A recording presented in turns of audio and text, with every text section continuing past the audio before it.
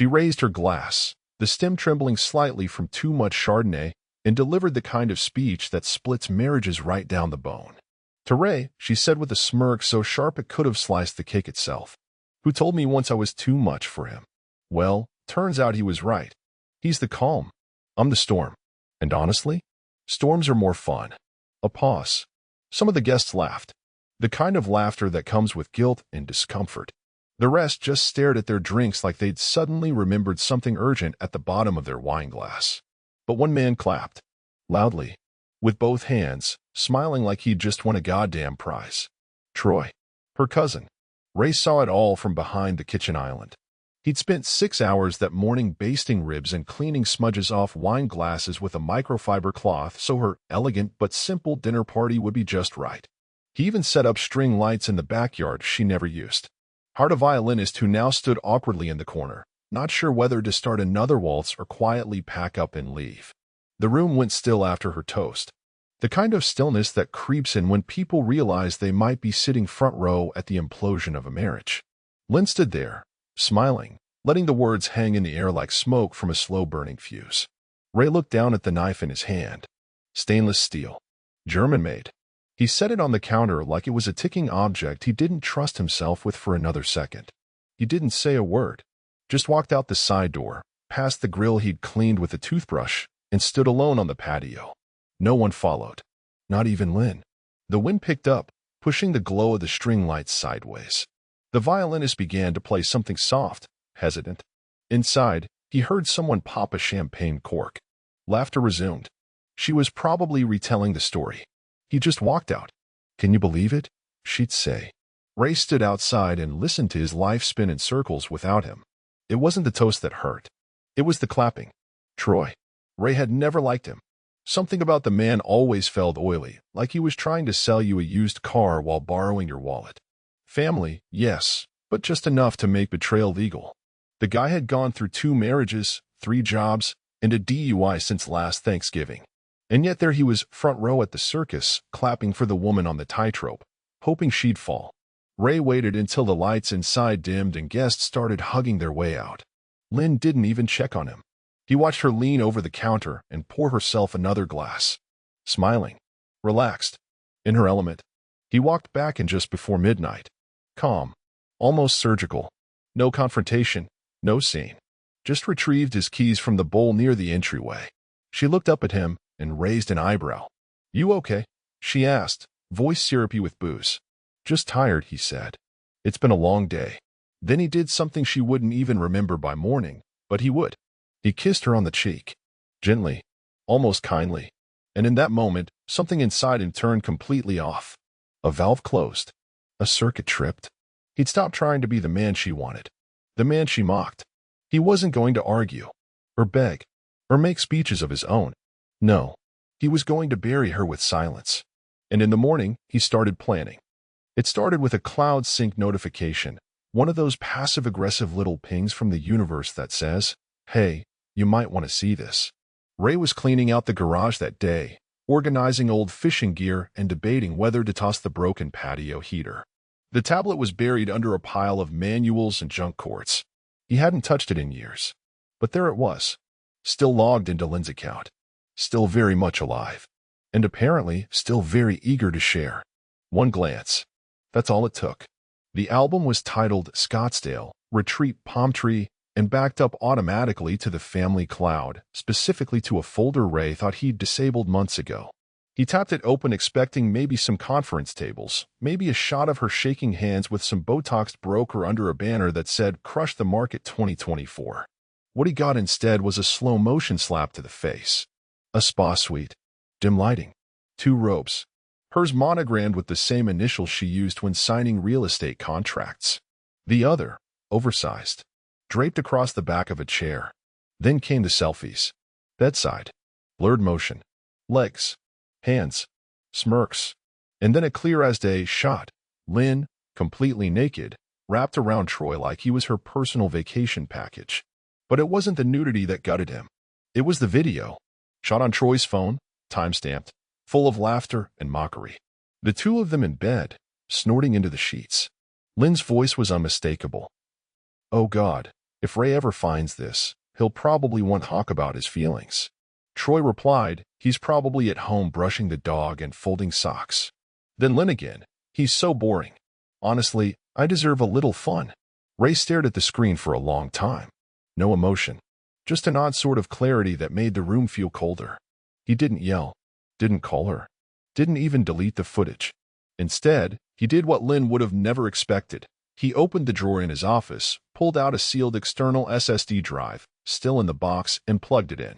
He copied the entire album, labeled it Scottsdale_retreat_raw, encrypted it, and tucked it inside a hollowed-out dictionary labeled American Legal Ethics.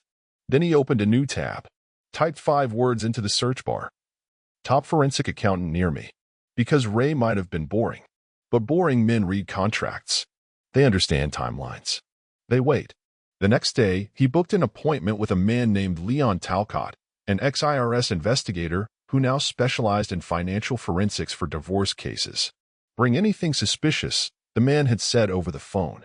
Ray showed up with a flash drive and a printout of Lynn's recent expense reports. Realtor dinners. Retreat fees. A vague $900 charge labeled client entertainment from a luxury resort in Arizona. Leon's eyes narrowed as he flipped through them. This is good, he muttered. This is very good. Ray sat across from him, legs crossed, expression neutral. Inside, he was making a silent vow, no more giving her the benefit of the doubt. No more assuming she was just going through something. He had all the proof he needed. Now he just needed patience and the right kind of firepower. And Troy? Troy had just signed his own death warrant. He just didn't know it yet. Ray didn't rant, didn't pace the kitchen or slam cabinets like a man cheated out of his pride. He operated in silence, with the kind of calm that doesn't mean peace, but precision. While Lynn danced between open houses and bottomless mimosas, Ray was building a war room. One night, over a glass of bourbon he didn't finish, he did something Lynn had always mocked him for. He scrolled through her social media. She thought it made him look insecure. Who even checks their spouse's Instagram? She once laughed. Only guys with nothing better to do. Well, that night, Ray had nothing better to do. And that's when it jumped out, one of those throwaway tags that most people would ignore. A rooftop photo from Scottsdale, captioned "Storms are coming cloud with lightning," with 3 tagged accounts. 2 were friends of hers. The third was a name that sounded like a 15-year-old's rap alias at Troy's World. Ray blinked. Troy had always struck him as the kind of man who would name his dog Alpha and lie about knowing crypto. Still, the tag had a public profile. He tapped it. Ray expected gym selfies, maybe bad sunglasses and worse takes on manhood. What he found instead was a digital trail of ego and stupidity. Troy had posted photos from the same Scottsdale resort, different angles, same date.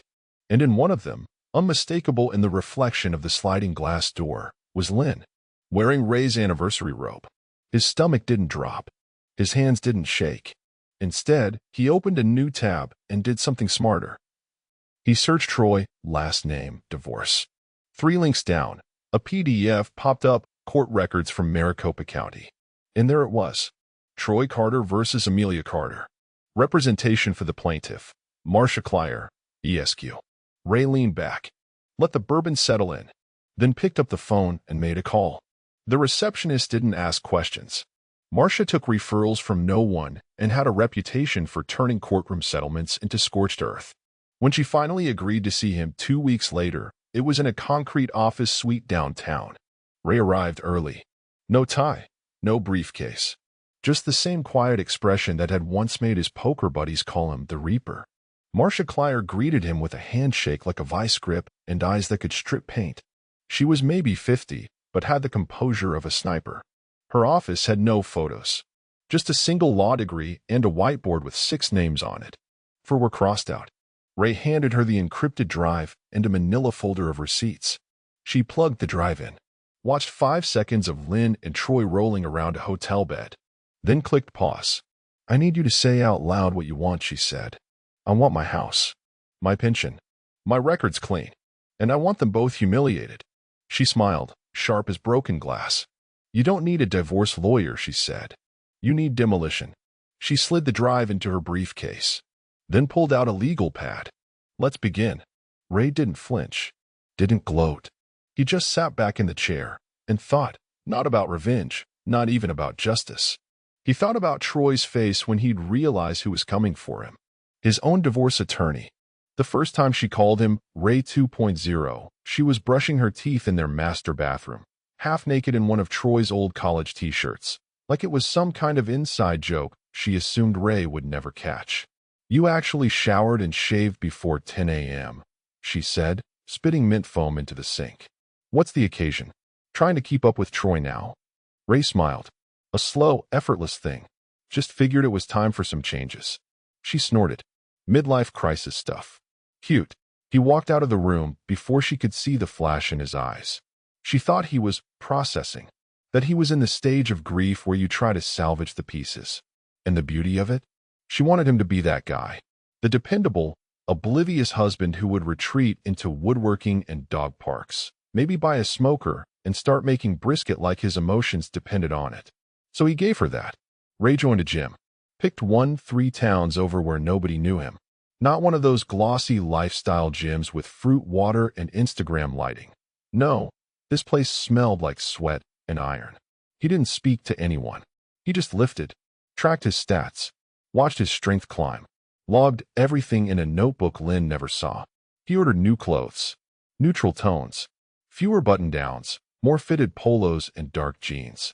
Nothing flashy, just enough for her to notice and snicker about it over drinks with her storm friends. "Oh, Ray's reinventing himself," she told her best friend on speakerphone once, assuming he couldn't hear from the garage. "He even asked me what kind of wine goes with sea base. He's definitely cracked." Ray was under the house, labeling wires for a breaker panel update. He paused, smiled, let her laugh.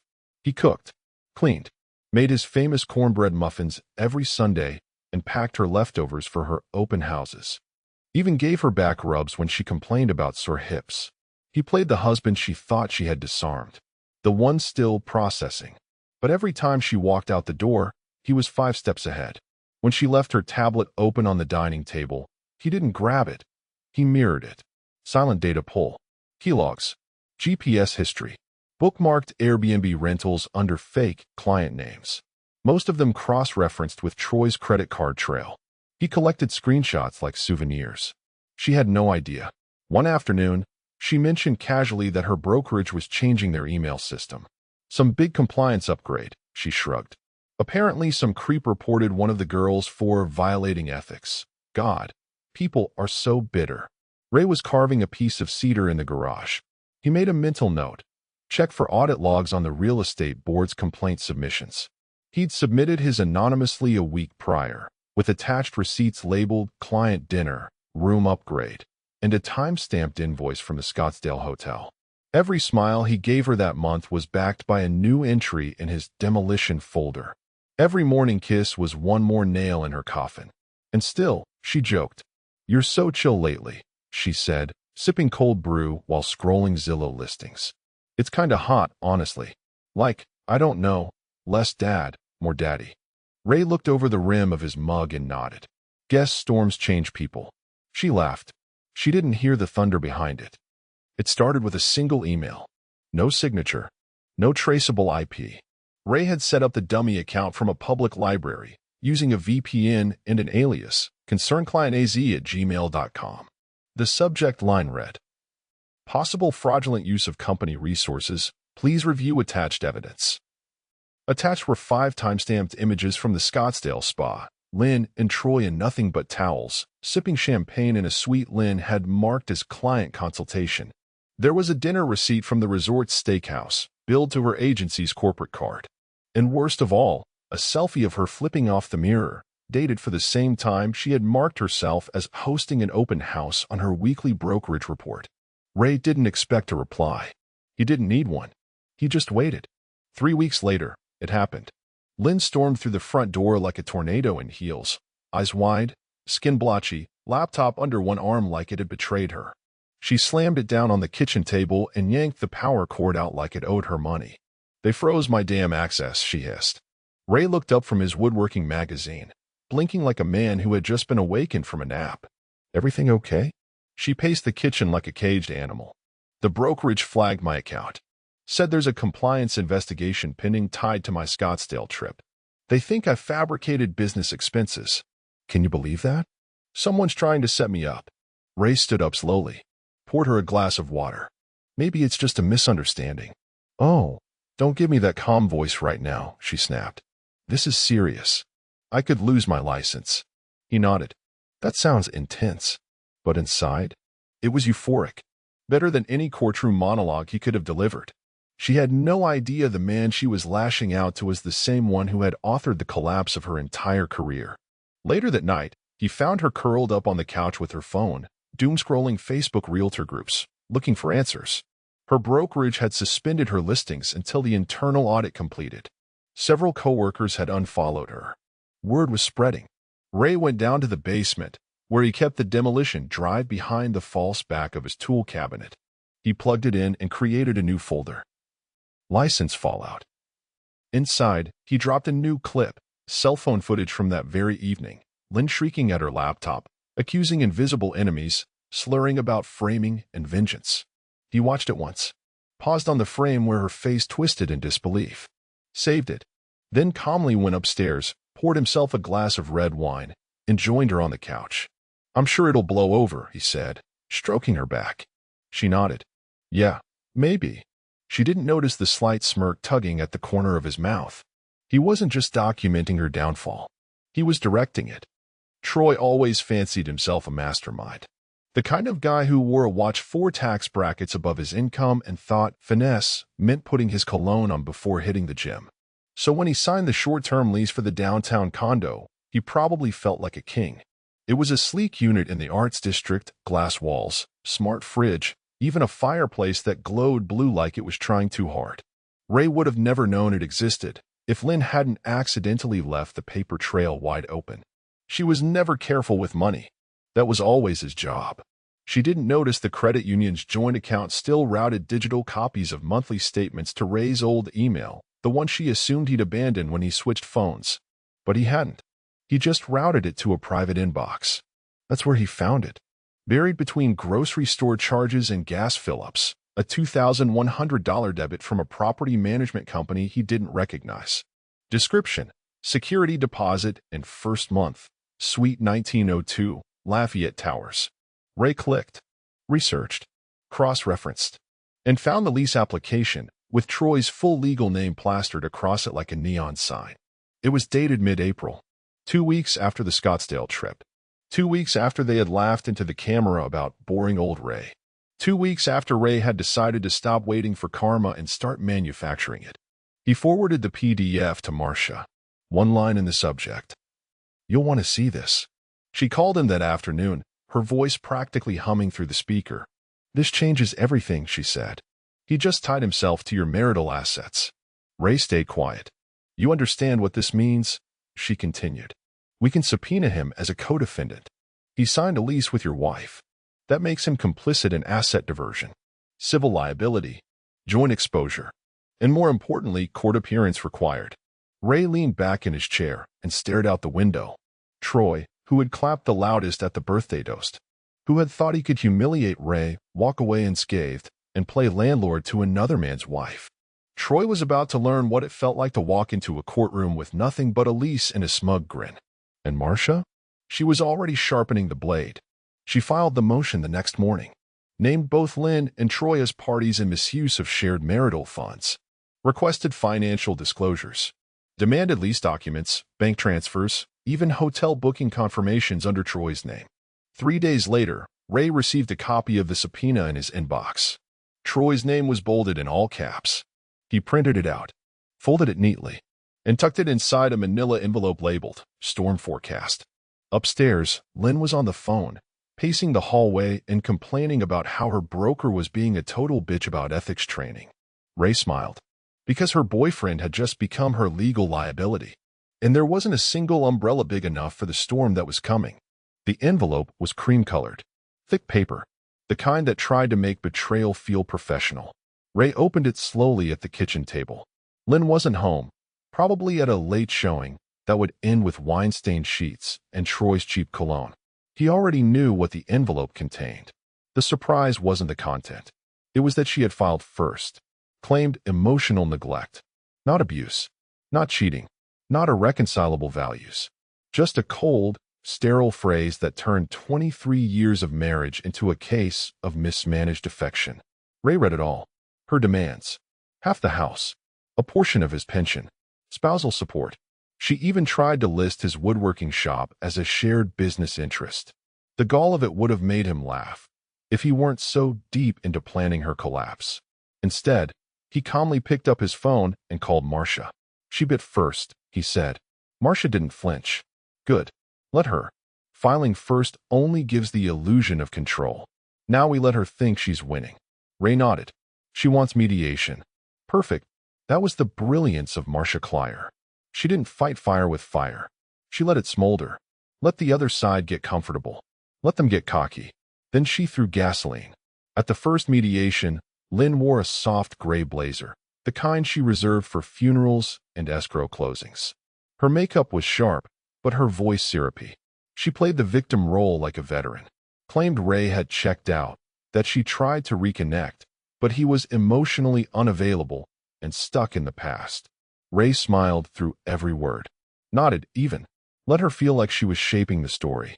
Her lawyer, a man named Jeff with crest-white teeth and too much aftershave, smirked throughout the session. At one point, Jeff leaned in and said, Look, Ray, we're not here to drag anyone. Let's keep this civil. Quiet. Be reasonable. Ray sipped his water. Completely. And meant every syllable. Because neither Lynn nor Jeff had seen a single shred of the storm brewing behind his silence. Not the footage. Not the license board report. Not the lease. Not the flagged IRS receipts. Marcia hadn't submitted anything. Not a document. Not an exhibit. Not a single digital file. On record, Ray was still just the neglected husband. Amiable, cooperative, possibly even a little defeated. They thought he was soft. They thought he just wanted closure.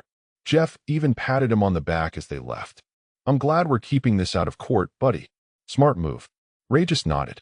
He didn't tell them Marcia had booked a private investigator 3 weeks ago, or that she'd already scheduled a court date and cleared it with the judge's clerk for full exhibit disclosure at the first hearing. No, Ray kept that close. Because what they didn't know was simple. The bomb was ticking, and every fake smile, every smug little chuckle from Jeff, every patronizing nod from Lynn, was just another second off the clock. The courtroom was colder than she expected. Lynn sat at the petitioner's table in a dove-gray blouse and tear-soft makeup, playing her role like she was auditioning for a legal drama. Betrayed wife, misunderstood, worn thin by years of emotional distance. Her eyes were perfectly reddened, thanks to Visine and smudged eyeliner. Jeff, her attorney, patted her hand twice and leaned in. Trust me, it's going to be smooth. He'll probably just want to avoid more embarrassment. She nodded once and glanced toward Ray. He looked like nothing. Neutral. Not smug. Not broken. Just present. Wearing a plain navy suit and staring forward like the wall had more to say than anyone in the room. Marcia sat beside him, legs crossed, notepad untouched, as if she already knew how this would go. The bailiff called order. The judge, a thick man with tired eyes and no tolerance for theatrics, took his seat and adjusted his glasses. Let's begin. Petitioner, opening statements. Jeff stood and started with the usual preamble. Emotional hardship, years of neglect, a woman who tried everything. Lynn dabbed her eyes with a monogrammed handkerchief she'd bought on Etsy for the occasion. Ray didn't flinch. Jeff wrapped up, smiling politely at the judge. Your Honor, we asked the court to proceed with the equitable division of assets in good faith, as detailed in our submission. The judge turned, uninterested. Respondent. Marcia rose slowly, her heels deliberate on the tile floor. Your Honor, the defense submits a motion to unseal the pre-submitted materials, specifically Exhibit 4. Jeff blinked. Objection. Your Honor, we were not made aware.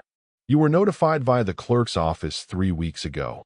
The judge interrupted without looking at him. Motion granted. Proceed. 2 court assistants rolled out the monitors. Screens descended from the walls like jaws lowering into place. Lynn sat straighter, trying to maintain composure. Her lawyer whispered something, but it was lost as the first slide loaded. A still frame. Lynn. Hotel mirror. Smiling. Completely naked, except for a towel tossed on the floor. Troy. Directly behind her, middle finger up to the mirror, tongue out like a drunk frat boy. Both flipping off the camera. Timestamp: 2:17 p.m., Wednesday. Exact same day Lynn had claimed to be staging an open house on Mill Street. The metadata had already been verified and certified by a digital forensics expert. No one said a word. The judge leaned forward. Jeff's lips parted slightly. Lynn's mascara did its best to hold the line, but her expression cracked in the corners, eyebrows faltering, lips tightening into a death grip. Marcia didn't pause. "Exhibit 4A, she announced. The next image rolled, the spa receipt. Champagne ordered. Room charged to a corporate account. Then a screen-recorded video. A laughing Lynn in bed, calling Ray so boring he probably irons his jeans." Troy chimed in. "Does he even have a personality? Or is he just, like, taxes in human form?" Laughter. More than once, Lynn moaned his name mid-mockery. The courtroom didn't gasp, it froze. Because this wasn't drama. This was surgical. Marcia waited for the judge to lift his eyes. "We submit this not for shock value, Your Honor," she said evenly, "but to demonstrate material misconduct, fraudulent use of marital assets, and bad faith behavior during mediation." My client remained silent. He permitted opposing counsel to argue from incomplete information out of respect for due process. Lynn was no longer dabbing tears. She was trembling. The judge rubbed his temple, sighed, and looked at Jeff. "Would you like a recess, counselor?" Jeff swallowed. Yes, Your Honor. 10 minutes, please." The judge nodded. "Granted." Ray didn't move. Lynn turned to look at him. Really look. Like she finally realized this wasn't a wounded man fumbling through grief. This was someone who'd waited. Someone who had built the avalanche she was now buried under, one cold flake at a time. And it had just started falling. The second the courtroom doors swung closed behind the judge, Jeff's entire persona shifted. Gone was the smug, smooth-talking negotiator who once grinned across mediation like he had the game in his pocket. Now, he looked like a man who had just walked into a minefield blindfolded and heard the click under his foot. He leaned toward Lynn, his whisper sharp and fast. She jolted like he'd slapped her. "You told me everything was clean." His voice barely carried. Her face drained of color. I didn't think." "You didn't think to tell me you were being investigated by the license board? That there was a spa suite, recorded footage, misused funds?" Lynn fumbled. Ray wouldn't. He was never the type. But Jeff was already standing. He didn't ask her if she was okay. He didn't pat her shoulder or promise to fix it. He looked at her like a bomb that hadn't finished going off. And then he turned. Outside in the hallway, the air was cooler. Ray stood by the water cooler, sipping slowly, as if he hadn't just annihilated a reputation in 10 minutes flat. Jeff walked up, eyes scanning the empty corridor. He paused just out of reach. "She never told me any of this," he muttered. "None of it. I built her argument on air." Ray nodded. "I figured. She claimed you were emotionally distant, that you'd quit on the marriage." Ray smiled faintly. She confused silence with surrender. Jeff shook his head. "You sat through all of it. Mediation, negotiation, fake concessions. I told you we'd keep this civil. You didn't say a word." "I said, completely," Ray replied. "And I meant it." Jeff blinked like he was seeing Ray for the first time. Then he sighed, reached into his blazer, pulled out a small folder, and dropped it in the nearby trash. "I'm off the case. I'm not going back in there." He glanced toward the courtroom doors. "You're about to watch someone drown. I'm not throwing her a rope." And with that, he walked away. Just walked. No statement. No handshake. No goodbye to his client. Inside, the silence was thick. The gallery was still stunned, phones vibrating with text from people who had just watched a public reputation collapse like wet plaster. Lynn sat alone at her table, pale, hollow, hands twitching on the wood, as if they didn't know what to do without guidance. Her body slumped slightly to the left, her eyes locked on the blank monitor screen in front of her, as if it might start playing more. Ray entered the courtroom again without a sound. He didn't sit beside her, didn't glance in her direction. She turned to look at him anyway, and when their eyes met, there was no anger, no vengeance, just distance. The kind of distance you feel when you realize the person you tried to destroy has already outgrown the war. She mouthed something, maybe his name, maybe please, but Ray didn't read lips. He adjusted his cuff, straightened his papers, and waited. because the judge was coming back, and the final blow hadn't been delivered yet. The courtroom had gone from spectacle to stillness, the kind that leaves an aftertaste. No one moved. Not the court clerk. Not the stenographer. Even the gallery, half strangers, half associates, sat stiff, afraid that a cough might snap the tension like a neck. The judge re-entered and took his seat. His face was unreadable, but his tone wasn't. He began reading. Exhibits 6 through 12 are hereby admitted into the record. Findings include misappropriation of joint marital funds, willful concealment of income, fabrication of business expenses for personal gain, ongoing extramarital affair with a family member, pending investigation by the Arizona Real Estate Board, breach of fiduciary marital trust. Each word was a hammer. Lynn sat motionless, like if she didn't move, it wouldn't land. Her hands were clenched so tight her knuckles looked frostbitten. The tears finally started to fall, but quietly, the way they do when the brain hasn't caught up to the destruction yet. The judge continued, as never leaving the document. In consideration of these findings and the overwhelming documentation provided by the defense, the court rules as follows. Full ownership of the marital home is awarded to Mr. Raymond Delaney. Pension benefits accrued over 23 years are retained in full by Mr. Delaney. Petitioner is ordered to pay all legal fees incurred by the respondent. Additionally, petitioner is liable for restitution equal to any future commissions earned under a revoked or reinstated real estate license, pending the outcome of the Ethics Board investigation.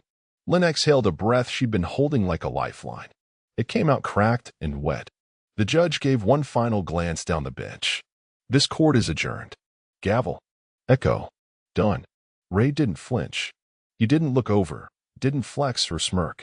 He stood slowly, buttoned his jacket, gathered his folder, light now, almost empty. Then, with the quiet gravity of a man who had rehearsed this moment 100 times in silence, he walked to her side. She was shaking. Mascara melted into the corners of her mouth. He leaned in, just enough for her to hear over the buzz of a room collapsing behind her. You said storms are more fun, he said, voice low, final. Let's see if you enjoy this one. She didn't respond. Couldn't. Her mouth opened slightly, but no sound came. Only a sob caught between memory and regret.